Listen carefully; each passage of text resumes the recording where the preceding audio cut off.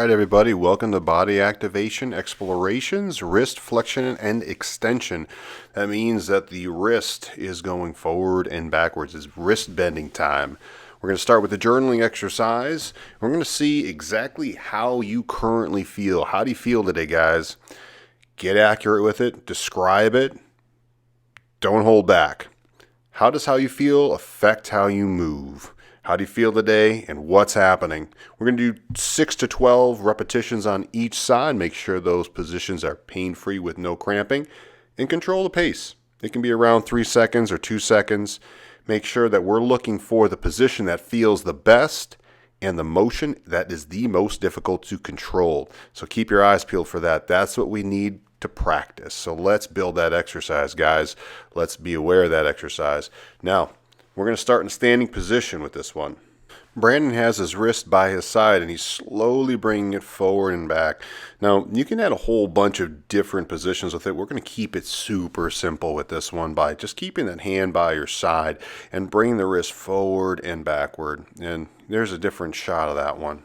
Make sure that when you're doing this that you don't bring the whole arm forward and back or the elbow doesn't bend. So what you're doing is you're looking to keep that elbow relaxed just so the wrist itself is folding and straightening. And Brandon's got a whoop on his left wrist, and sometimes having a watch on can inhibit you doing this or change the feel of it. So maybe take off any wristwatches or bands or anything else that would get in your way.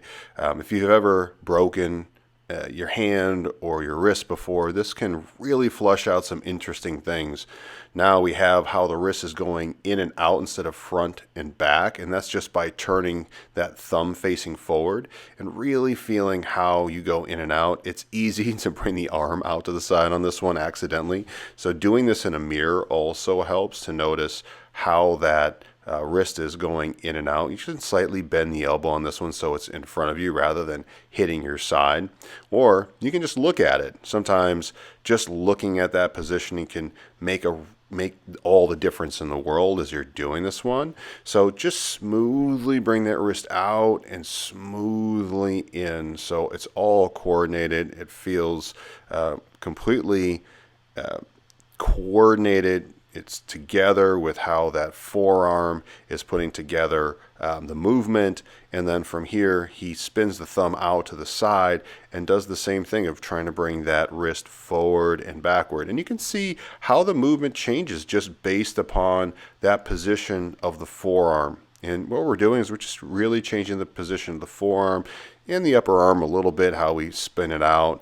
But going forward and backward with this, you may notice that the forearm or the wrist feels tight, or if you've broken a wrist before, you may feel that there's some pinching in there. Or if you've ever had carpal tunnel problems before, this may be one that you have to be a little bit careful with. But it's an excellent opportunity to see how it moves and then note how you feel with it. So if it doesn't feel safe, go to the next position. If it feels safe, but there's a little bit of tightness, and when you go through the motions of it or this exercise, it starts to feel better.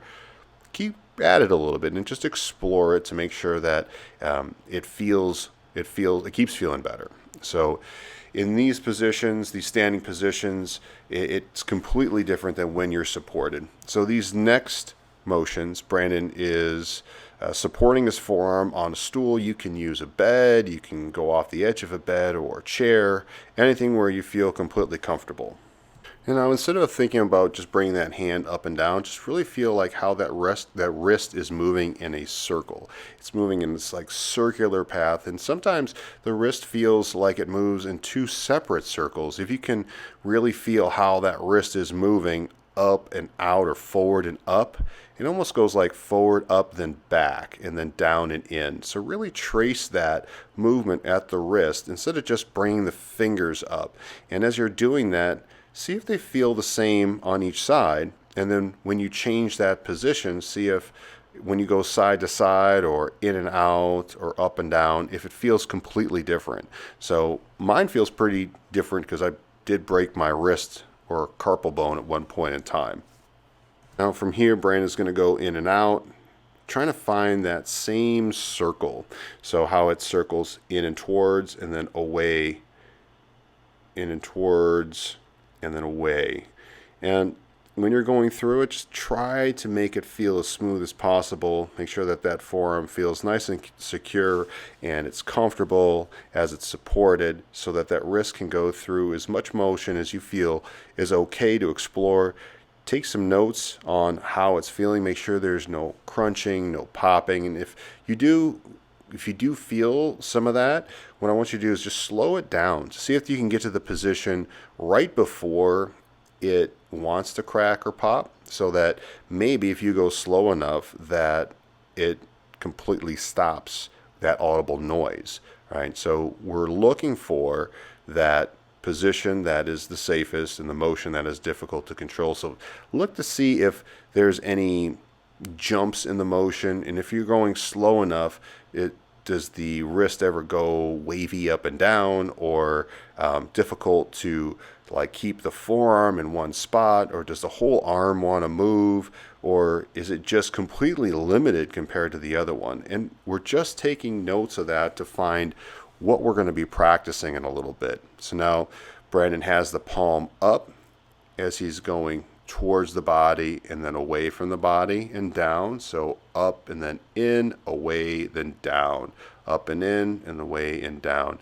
And everyone's going to have way different ranges of motion with this one. There are some norms, but the norm that means the most is the baseline that you're setting right now. So as you go through this, notice how when Brandon does his left wrist, it kind of goes in and then away, while the other one was set up almost completely straight up and down. That could also be because his arm is at a different position, right? So as you're doing this, just note what you see, and as you develop that baseline, we have a completely different understanding of how one side moves to the other, and then how it relates to how you feel, so that we can build these exercises off of that in safe positions that just needs our attention.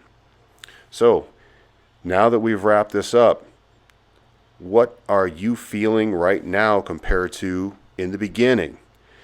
I want you to get really specific with it. Like, how does it feel specifically? Is it crack at a certain point in the range to feel completely smooth? And then how does it feel now compared to when you started? Now that you've figured out the position that feels the safest and the motion that needs the most help, let's build an exercise.